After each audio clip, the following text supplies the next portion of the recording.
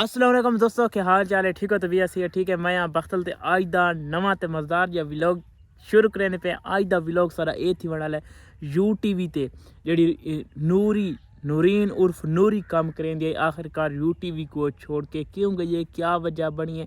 नंबरदार दी team दे विच ओ कम करेंदी है आखिरकार ओ रमजी दी team which रुचनावी TV क्यों ऐड थी है ये थोड़ा भी पता कोनी ते मैं भी काफ़ी कन्फ्यूज़ हम। क्या यार इतनी वड्डी एक्टर इतने वड्डे चैनल सारे सराइकिया ने चैनल को छोड़ के नूरीन बीबी उर्फ नूरी क्या ये रुचनावी टीवी ते कम करन क्यों गई है? विवर असल हकीकत ये नंबरदार ते नूरी ते नूर नज़ीर ये सारे इकट्ठे काम करें यू टीवी चैनल ते गल ये बनी है कि आखिरकार कोई पैसा का मामला बने या इो जहा कोई मामला बने नहीं।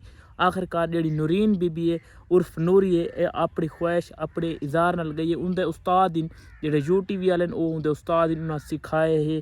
आखिरकार ये छोड़ के क्यों गई है यार नूरीन बीबी उर्फ नूरी? तुसा भी दसो यार आखिरकार मैनू भी हाले तो नहीं पता नहीं, मैं आप ही कन्फ्यूज़ हाँ।